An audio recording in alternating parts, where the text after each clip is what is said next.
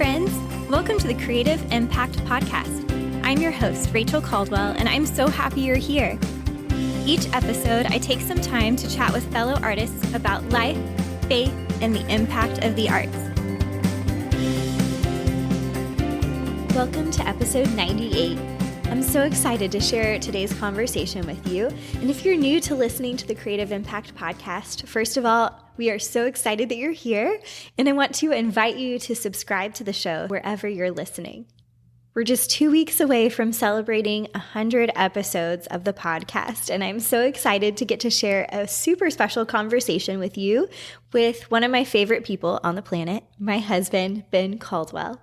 It's going to be so special getting to celebrate together, and I can't wait to have you join us. Today on the podcast, I'm so thrilled to have Lara Bianca Pilcher joining us for the second time as we catch up on the last few years and hear about her new business and her rebranded podcast. Lara joined me way back on episode 13, and if you want to hear more of her background and story, I encourage you to go back and listen to that episode as well.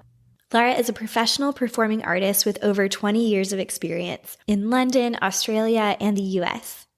She's the host of the Healthy, Wealthy, Wise Artists podcast. We talk about the creation of her new podcast, as well as her work as a coach, speaker, and educator. In our time together today, Lara shares about following God's lead to come to the United States of America, and it's a really incredible story. We chat all about that experience of moving, building community in a new environment, and how sometimes it's in those dark places where something new starts to bloom. Thank you so much again for joining us today, and enjoy my conversation with Lara Bianca Pilcher.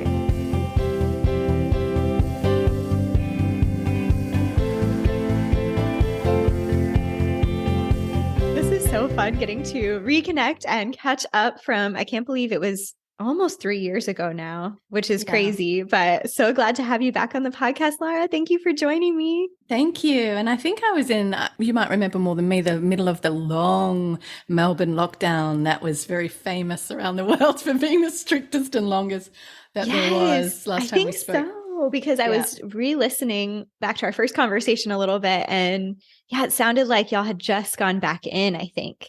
Lockdown. And so maybe it was the long one. And you mentioned like living like it was your last day and just going and, doing all the fun things. I did. But when the lockdown was announced, I had until midnight on one particular night. And so we just did everything. We had the day of our lives. We went to the beach, we went to the mountains, we went to expensive restaurants. And then we were home for the next 150 days. So yes, I'm glad that you did. I mean, it was worth every penny. It was for that splurge of fun, freedom, I call it. Exactly. Yeah, I was looking back and you were episode 13. Wow. So this was September 2020. Yeah. So much changed since then. I'm in America, as you know. Yes. It's crazy. So crazy. So many things have shifted and grown and changed and morphed. So I'm excited to hear all about kind of these past few years. And just for anyone that hasn't listened to episode 13, although I definitely encourage everyone to go back if you haven't, or just for fun to re-listen, just to hear your background and more about your journey as an artist and the work that you were doing then, which is a little bit different now, but so exciting. Yeah. But for anyone that didn't listen or just wants a little, what's the word I'm looking for? Like a throwback Thursday. Kind of refresh. Do you want to give us just a little intro to you and then we'll do some catching up on these last 3 years? Yeah. And I've kind of expanded, I don't know, my list of things that I do, because I've been through a lot of change in my mind. I think everybody's gone through a lot of change. So I used to just say, I'm a performer, almost like you wear it like a badge of honor. But I think more holistically, it's only been 2 years since then, but I'm now an artist. I'm a podcaster, an educator, a speaker, an actor. I call myself a dreamer. Yes. I really am. I'm a wife. I'm a mum. And I am a cheerleader of creative human beings. Anybody that calls themselves, I just love, not like a cheerleader, woo, go team. I just cheer people on that are creative because I get you. Mm-hmm. Yeah. That's such a great description. And it's totally who you are. And like you said, how you've been designed and just your gifts to be able to champion others, to cheer them on, also to dream and to create new exciting things too. So that's so fun to see and to watch. Yeah. So do you want to just give us a little bit of like the story of the last 3 years? One thing that I saw that you did, one thing I saw you did was be on a TV show. Oh my goodness. Oh yeah. Like, goodness me, the last 3 years has been absolutely beyond epic. Like if you're listening, you probably won't believe it. But yeah, we were in that really long lockdown at the beginning of COVID in Australia. Everybody knows about that lockdown. And then sort of around the time, there was little windows where they eased restrictions, and we were filming a television show about across Australia. It was a new reality show, and we'd been cast as a particular family out of there was 10 families and 10 sets of parents, and we got together and we shared the way that we parent. It was a lot of drama. Of course, there was a lot of in the writing of the show. It wasn't just reality. There was, you create drama and conflict and so it's not purely reality at all, but it's very entertaining and very educational regardless. But I would say it's quite scripted in terms of the producer's heart and design for it. And we were just many characters representing different styles of parenting, and my whole family was in it, and it was huge, the most watched thing on television at the time that it launched. Called Parental Guidance. I think it's going to launch in America, but it won't be my cast. It'll be an American cast. Okay. Yeah. Gotcha. Yeah, that sounds so fun and also like maybe slightly stressful. It was incredibly stressful, like beyond stressful, because of course, if you put cameras on your children when they're young, that's going to be the one and only time that they behave a certain way that they'll never do before or after. Right. Exactly. They're like, challenge accepted though. Challenge accepted. I am going to do the worst things and the best things you've ever seen in your life. Exactly. So I think it's fun, just the concept of it, to see the different parenting styles and, because every family is so different and we have different philosophies and ways of going about things. So I could see how that would be really eye-opening and educational, and also like kind of maybe reassuring that, there can be different approaches and that's okay, So absolutely. And it's definitely an area of strong opinion. So you don't want to mess with a mum with an opinion, put it that way. So true.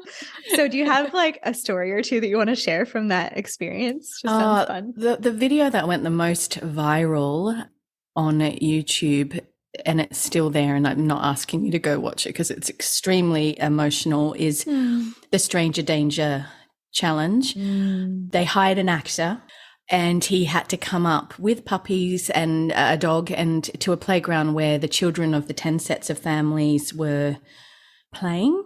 And so our family was last in the set of the 5 families that day that did the challenge, and almost every bunch of children just easily walked off with the stranger towards their car. Of course, it was a setup. The children didn't know, but the cameras are hiding all around. And I didn't know actually what the challenge was, but of course they've had everything vetted. There's childcare workers there, and the children don't realize that's an actor. Yeah. So they were testing what children went, and my children were last, and they just blew people's minds because I had creatively taught them through using toys and the actor that I am and reenacting things at home in a safe, not scary way. We'd played out the scene. Yeah. And so the children already knew, and they were so little and so cute, and they wowed everyone with their intellectual ability to go, that's a stranger, we shouldn't go with him, and really understand what was going on because they had creatively learnt rather than through threat or punishment or fear. So, I mean, that's probably the best story I can tell you. Yeah, that would be very emotional to watch though. Oh, we were every set of parents were in tears. And of course, the parents that children went, I mean, it was a horrible thing to have to watch, and I was crying for them. Yeah. And I didn't know the outcome because we saw the footage back for the first time live, obviously, because for television, they want to catch your reactions. Right. Yeah. So even though it's all set up, it just feels very real. Yeah. And very emotional. And of course, I was super proud of my children for that. That one they really nailed. And there was other ones that we just flopped. So. I love it. So whatever. That's real life, Sometimes we nail That's it. Real sometimes life. We flop. Exactly right. So true. So that was happening kind of during lockdown and in between lockdowns and things like that. So then what was the journey between kind of the end of lockdowns and moving to the US? Well, that was so funny because the show hadn't aired. It aired once I'd moved to America, but I was in the middle of that long lockdown. We'd been shooting off and on a few trips from Melbourne to Sydney to do the studio recordings. And you always feel like a celebrity for like a moment because you get a hotel and a driver and everything. And then you're back to doing the washing like the next week.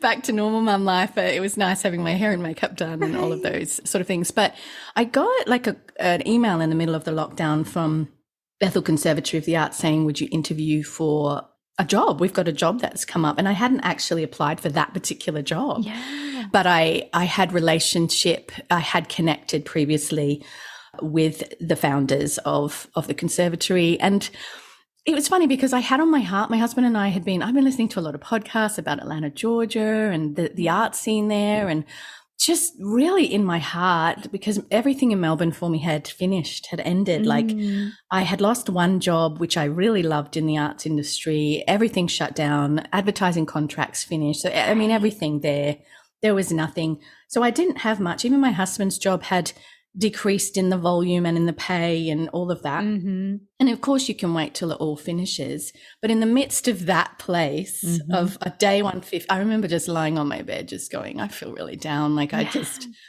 understandably. At first it was fun. It was fun at first and then kind of a novelty. And then it just became like, are you kidding me? Like another day at home with little children and just, Anyway, this interview, I said, oh, no. And I actually emailed back saying, no, we want to move to Atlanta. And our hearts were pointed towards America. And we had felt God really speaking to us about that. And I really, we'd been trying to get there, but it was a huge, as non-Americans living in America, it's a huge process to immigrate to another country when you don't have the visas and all of those things. There's a lot of boxes to tick. My husband's licensing for his physical therapy, blah, blah, blah. And it became a very ridiculously long process. Yeah. So I said to them, no, we're trying to get to Atlanta.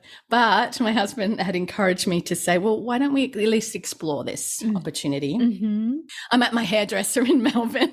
Once I was allowed to get a haircut and she's like, don't be stupid. You should do that. Like people love opportunities. Like go to America. Are you kidding me? And work in a conservatory? Like what? I would love to have an opportunity. And sometimes I forget, like as an artist, the opportunities that I've had to see the world because of creativity and because of those weird doors that open in the middle of a really hard time. Right. And so I told them in an email, like, we want to go to Atlanta, but we don't know how long that's going to take. And I can come in the meantime. I don't know if it's going to be a year, 2 years. We have no idea.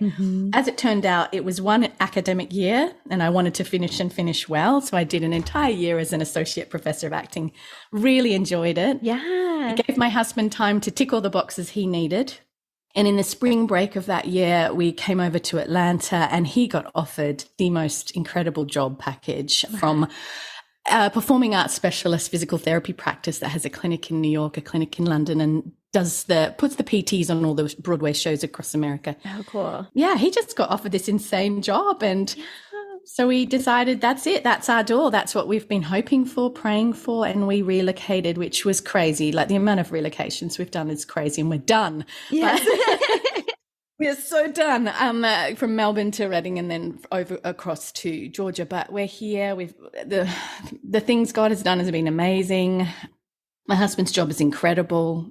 He's up in Nashville a lot, treating recording artists, working with different people in studio. I mean, it was his dream to do that. Right. And it's always my dream to work as a professional and to be here where there's just endless opportunity.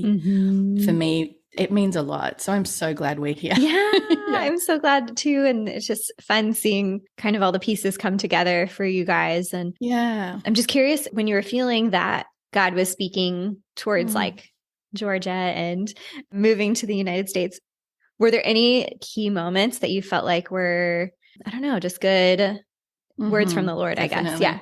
Oh, completely.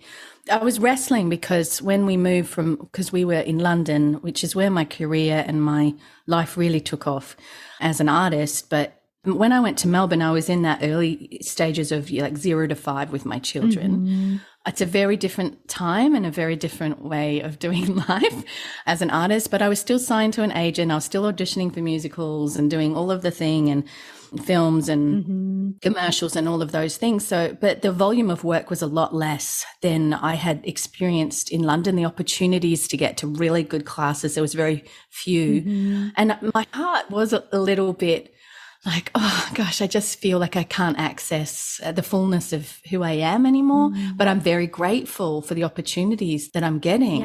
Of course, like, you know, commercials I booked and international television shows, and I mean, fantastic things. But maybe I'd get 5 major auditions a year versus 5 a week. It just felt like I was doing a lot less often. Right. And there was a dream in my heart, and I had this. So I was listening to these podcasts, and what actually happened, there was 3 key moments. The first one, we came over to America for my brother's wedding, 2019, right before the lockdown. Okay. As we were going across America, my husband was teaching at Singing Success Nashville. We popped through BCA, which is the first time we'd met them at the conservatory.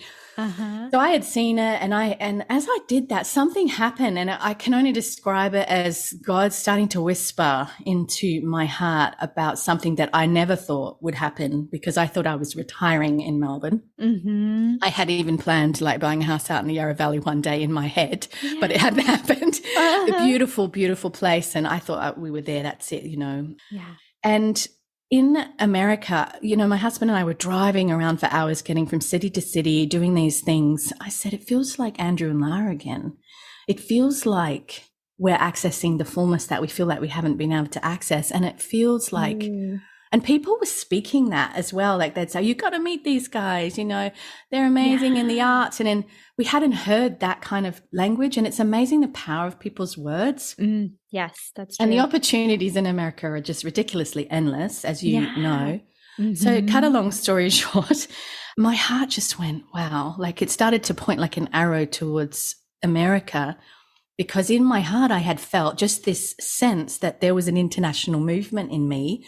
And I said that to my husband. I said, that's weird. That's not something I've ever said in my life. Yeah. And that's a very big thing to say. But I didn't say it to anyone else, because, of course, that's kind of like, you don't want to be, you got to be careful with the visions in your heart.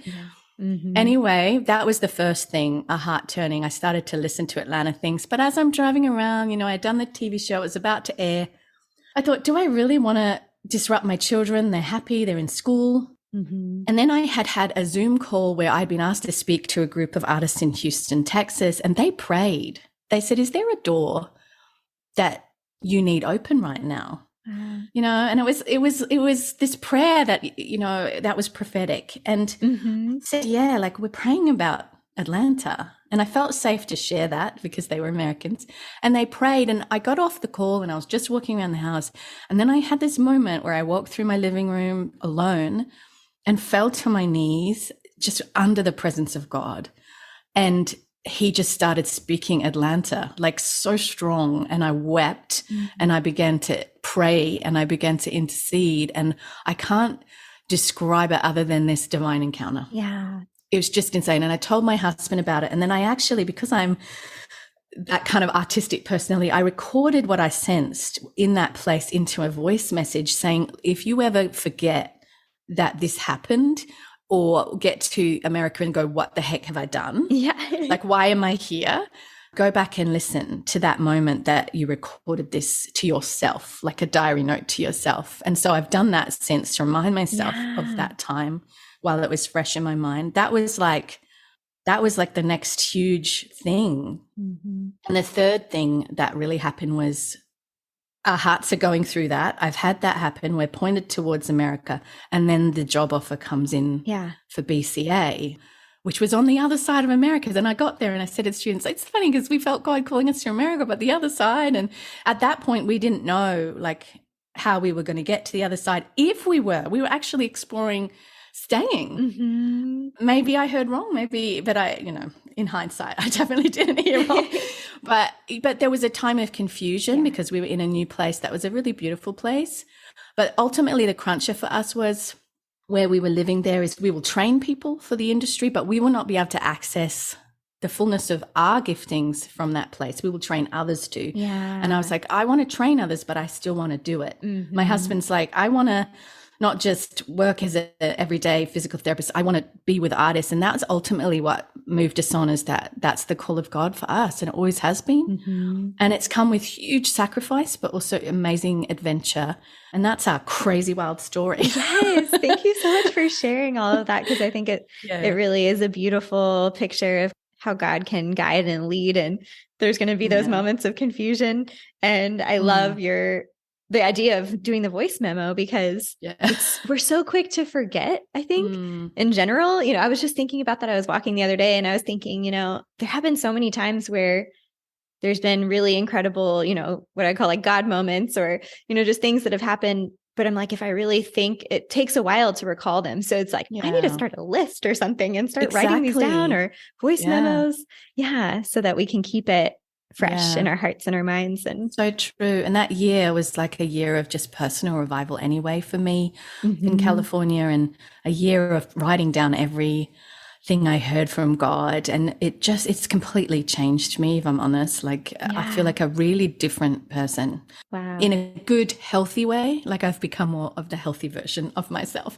Yes, I love that. That's so good. So I know last time we spoke, we talked a good bit about just the power of community and the importance of community.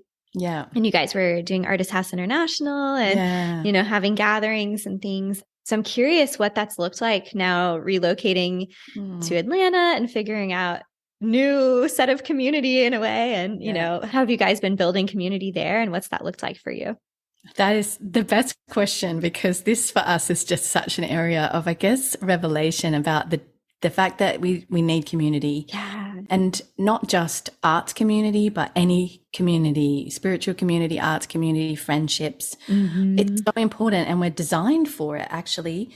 And, in London, it took us a long time, partly because of the British culture. It's not like everything's just out. It's like it takes time to get beneath the surface. Right. Yeah. So we took time. We had built such a beautiful community. And when I moved to Melbourne, I really grieved that. And I knew what it is to abound and to abase, as they say. Like I knew what it was to have what I call socially full and social capital zero. Yeah. Like I know both ends. I know the one where you're like, oh, I haven't got time for coffee for 4 weeks. I've got so many friends. I can fit you in a month from now on a Tuesday for an hour, versus I have no friends in this new place.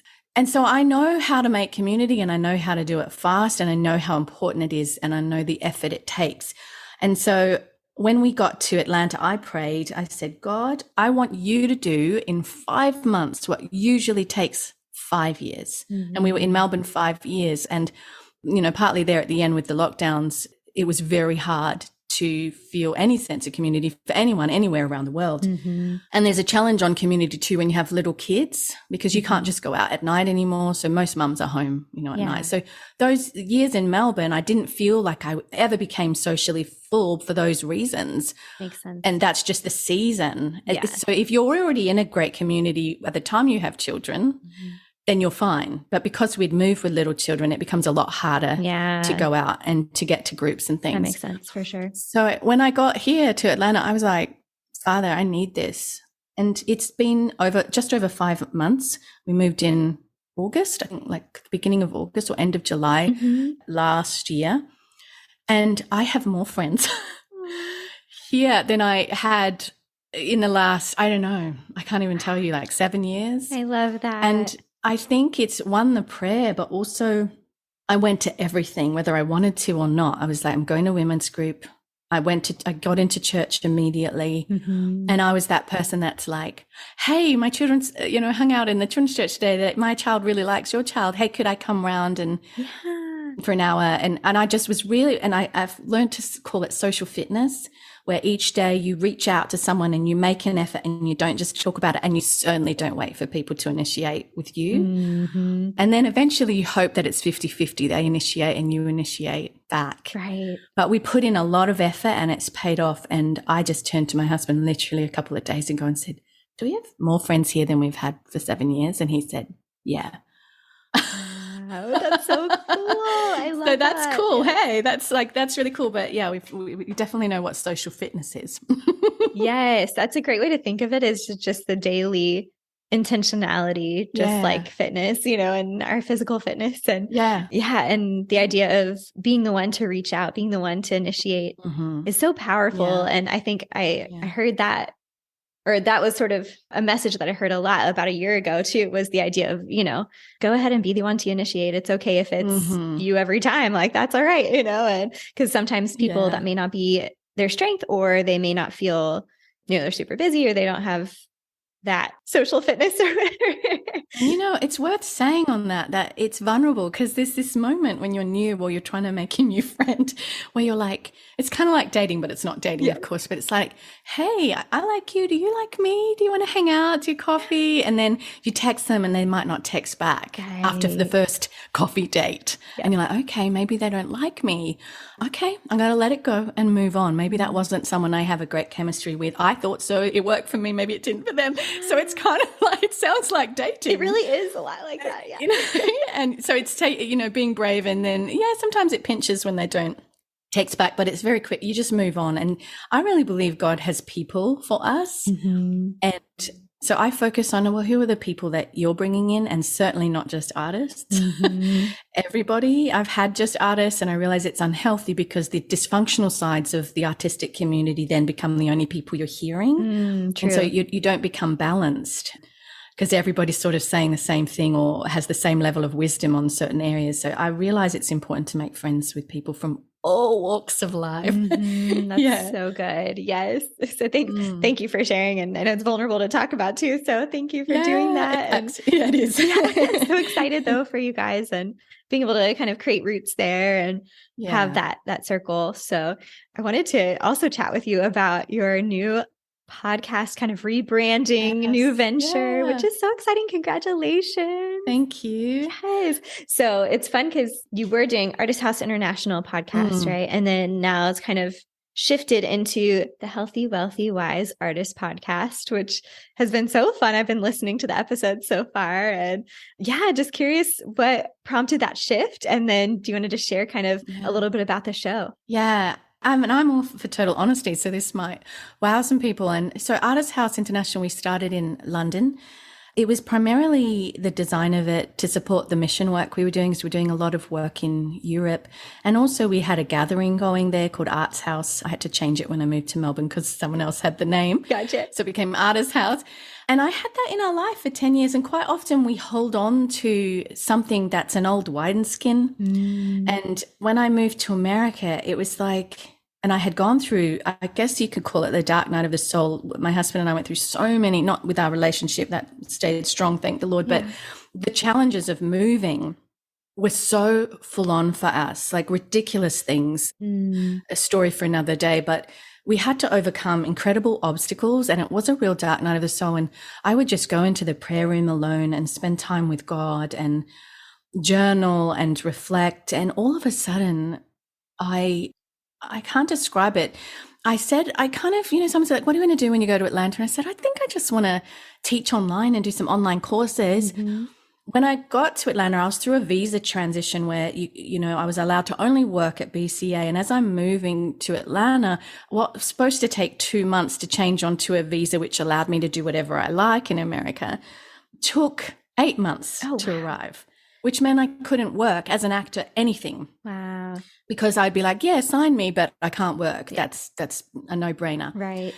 So it only just came through a few weeks ago, but in that quiet time of being home while my children are at school, not allowed to work, not allowed to go and do the things that I usually do. Yeah. After this really challenging time, it's like I got into the online course thing turned into like a download from heaven, and almost like I went into a vortex of creating something entirely new.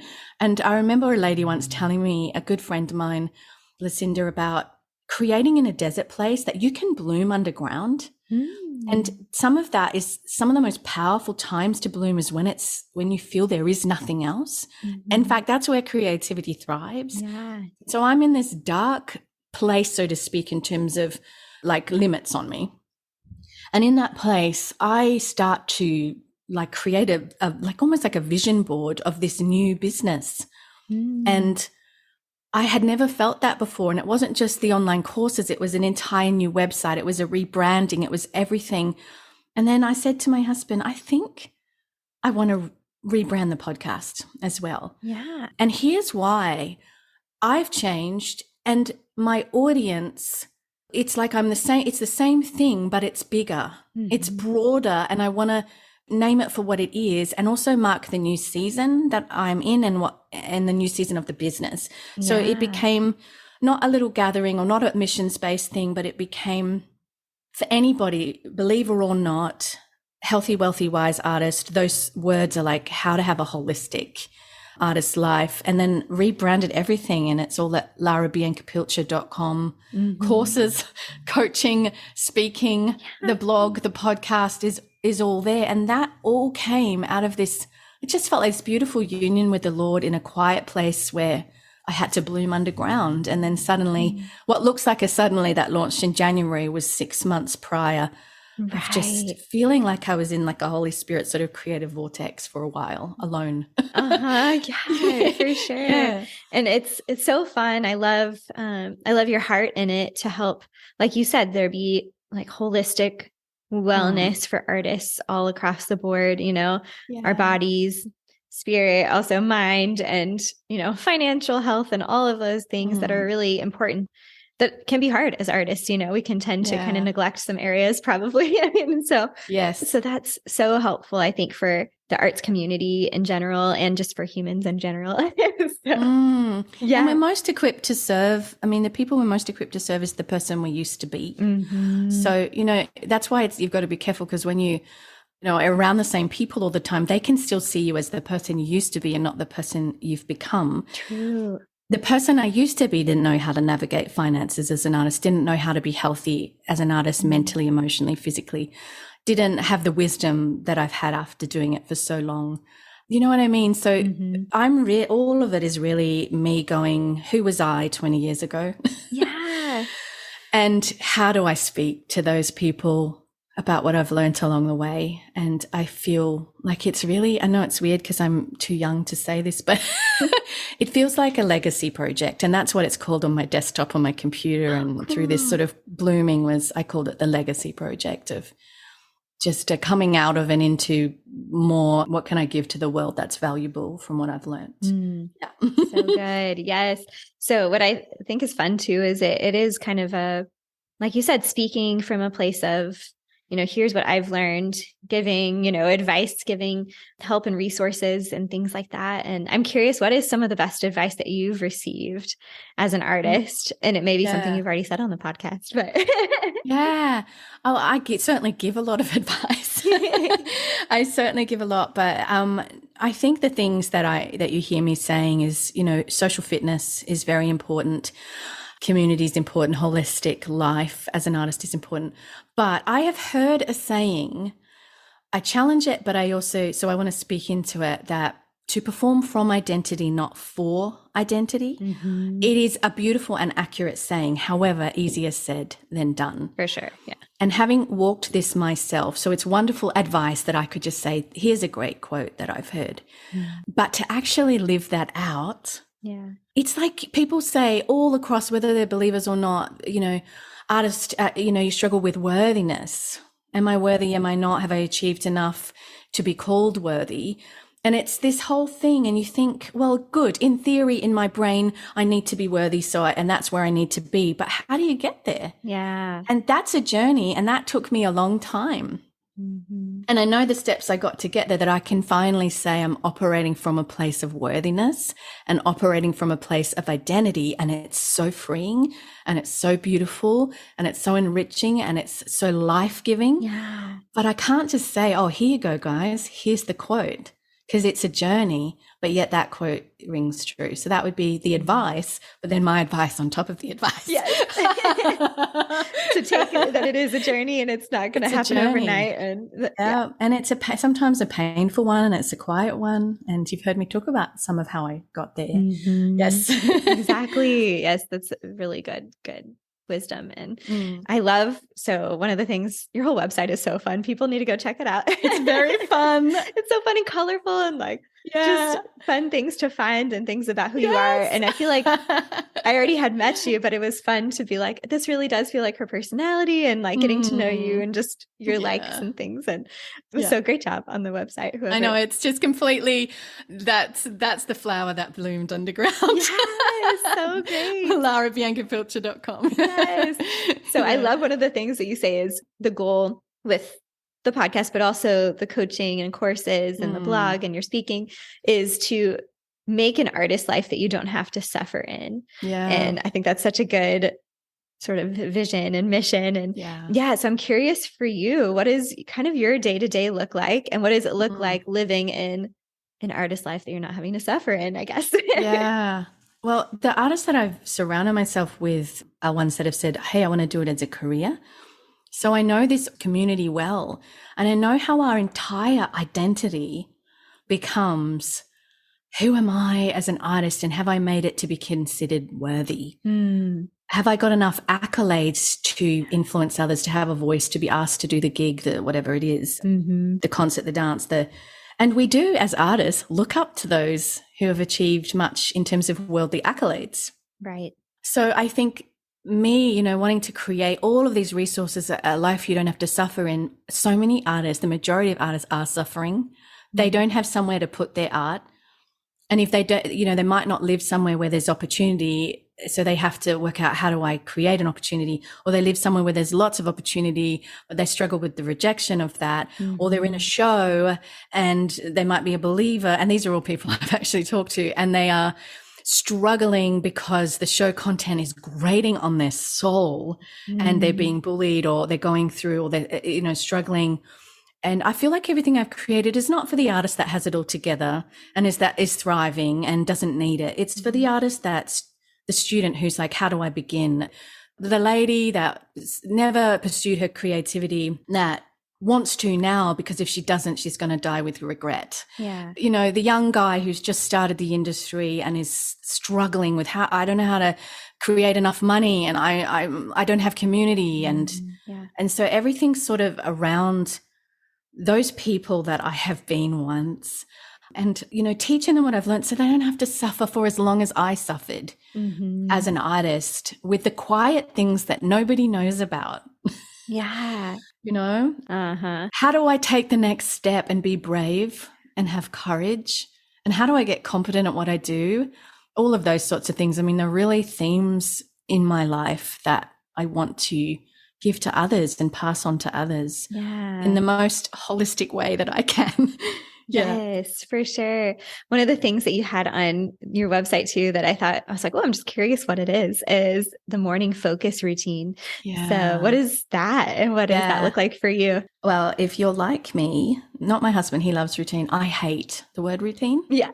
Just gonna put it out there. It scares me. It feels like that's slavery or something, like something not positive. So a good way to think about it is a morning reset. And yet routine, everybody knows that word rather than a reset.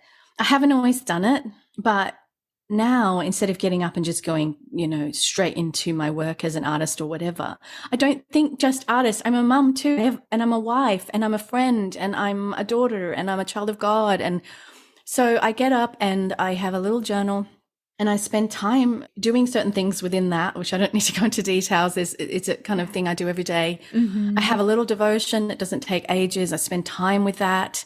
It's actually a group one that it's like an app that we're all doing together, a Bible in a year sort of thing. And so you can reflect, and I don't even really know the people that are in the group, but that's okay. And it's just that thing that kind of keeps me going. And I often, it doesn't take long. And I think that time in the morning, without going into too much detail, because I am creating a resource for it at the moment, is a time of resetting, a time of prioritizing what I want for the day, what's my ultimate goals today. And they're not just artistic. Sometimes they're like, I want to spend time with my children because I'm feeling a little guilty that I haven't done that enough, or create a nice meal today that's healthy, that nourishes my body, and think about that. It's very holistic, but that morning time is my time of actually planning that out, thinking about it, because there is so much in our mind that if we don't give it time, we don't listen to our mind, we don't listen to our desires and wants, we just continue. That's how you go to burnout. Just day after day, not listening to your mind and hustling for worthiness. And I think it's that thing of just taking a minute, not very long, to actually re-articulate to yourself what it is that you want to do for the day. And that day becomes your month, your year, your life. So it's kind of a big deal to get it right. And it doesn't have to be in the morning. If you like doing shows and you get home, and maybe it'll be for you in the evening before bed, but a time of resetting and reflecting and stillness in this world, I just think it's vital. So true, because there's so much swirling, there's so much noise, and we can just constantly be turning to whatever the next distraction or the thing is that's pulling our attention. So, and that's certainly been me, in my past. So I feel like I need this for my very creative, wild brain. I love that so I'm much. like a butterfly. Yes, fluttering from thing to thing. Fluttering, yes. Helps like ground you, yes, in a good way. So I would love to hear so now you've kind of come out of that underground, blooming underground, and now it's been more like birthed into the world, I guess, and visible. I'm curious to see how are you seeing God at work in this new season?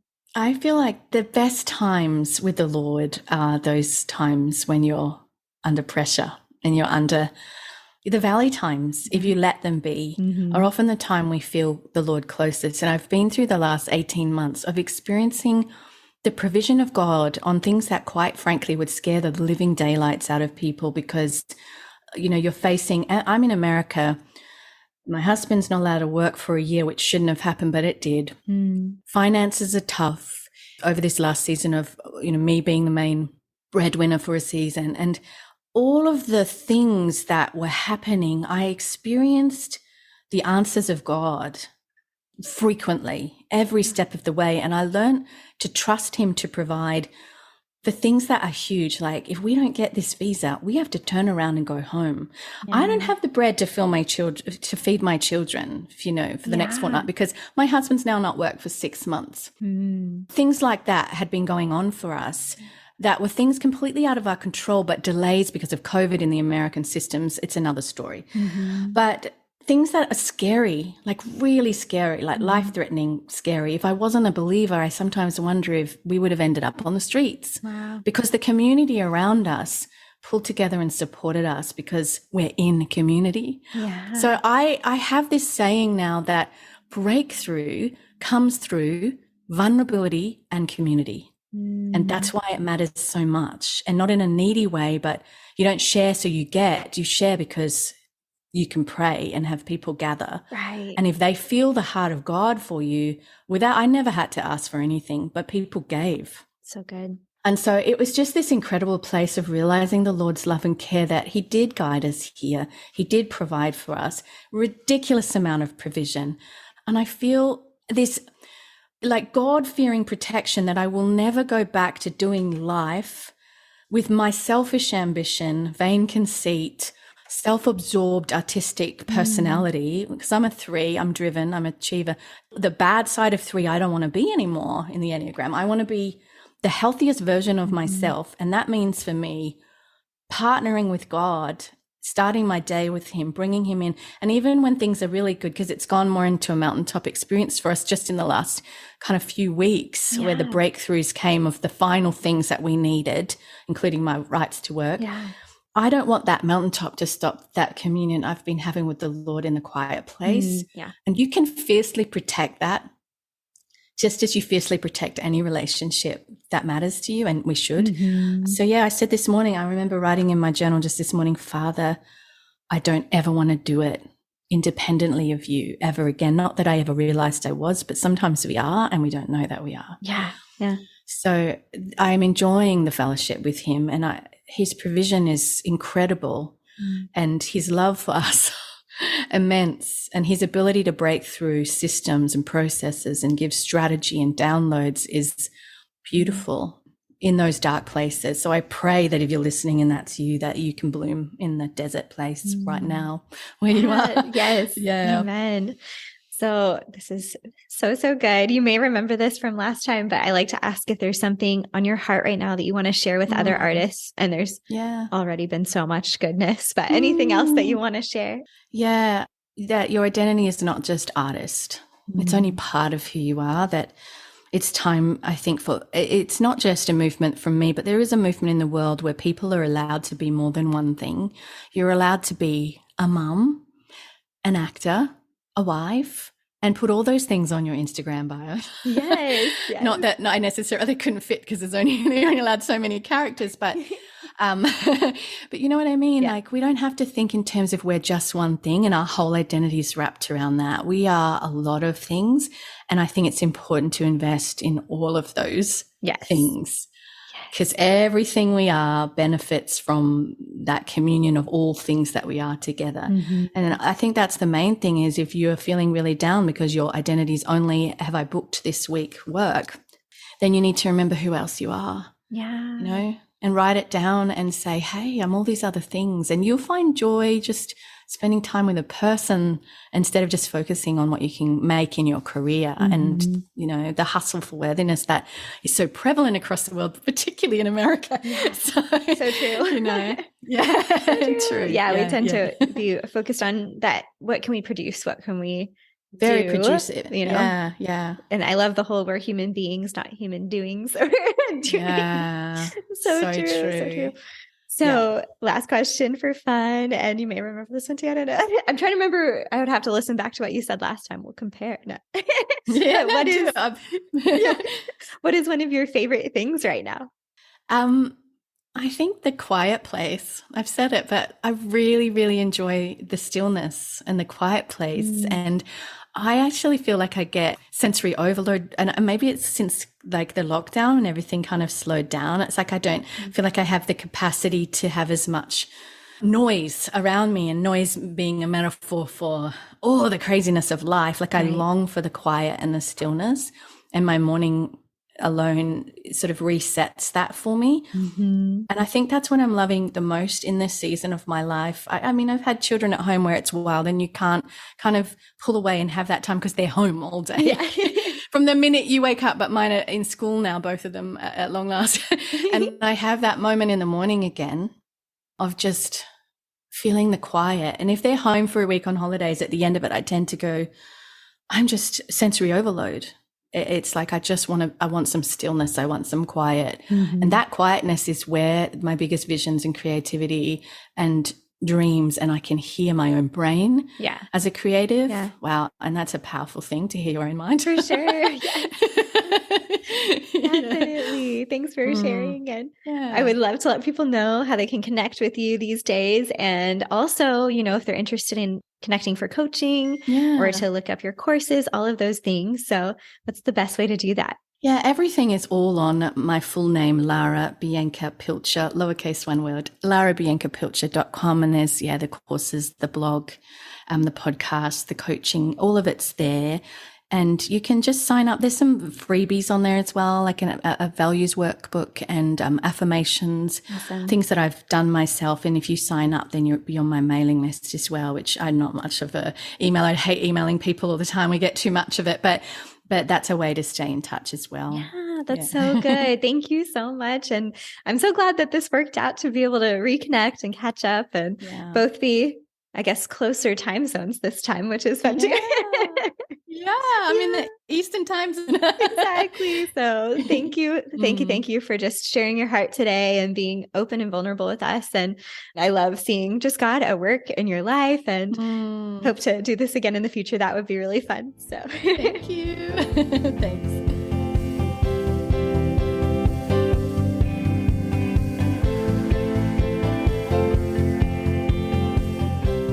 That was so much fun getting to reconnect with Lara and catch up on these last few years. You can find all the links, the full show notes, and additional resources on our website, creativeimpactpodcast.com. If you're interested in supporting the show, you can check out our Patreon community by going to the website and just clicking on Patreon at the top of the page. Thank you so much to all of our current patrons for your support of the show. And thank you all so much for listening to the Creative Impact Podcast. The music for the show was produced by Michael Cash. Until next time, remember that you were designed to create. You were made to inspire. Continue living with purpose and making an impact. I'll see you next time, friends.